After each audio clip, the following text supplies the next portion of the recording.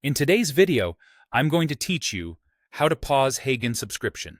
By the end, you'll know exactly where to click and what to expect, so you can take a break from billing without canceling your account.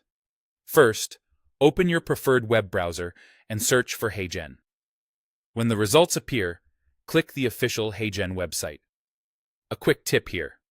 Double-check the URL to make sure you're on the legitimate site before signing in.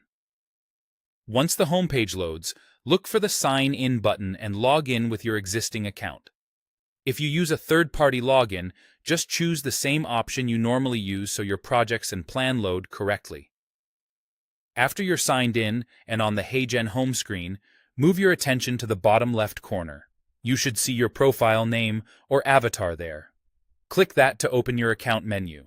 This is where Heygen keeps all your personal and billing controls in one place, so it's the best starting point for any account changes.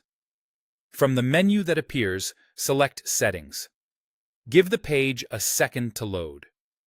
Inside Settings, look for the section labeled Plan and Billing. This section contains your current plan details, your renewal information, and the actions you can take on your subscription. Within Plan and Billing, find the Heygen app area. Here, you'll see an Upgrade button. Don't click the button itself. Instead, click the small downward arrow right next to it. That arrow reveals additional options that aren't immediately visible.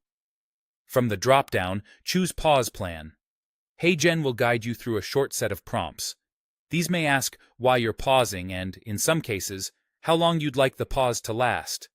Read each screen carefully so you understand what changes during the pause, such as any limits on features, access to past projects, or how billing resumes when the pause ends. Confirm your choices to finalize the pause. Look for a confirmation message on screen. It often appears as a banner or updated status in your plan details. If you receive a confirmation email, keep it for your records.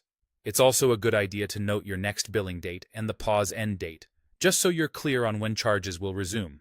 That's it.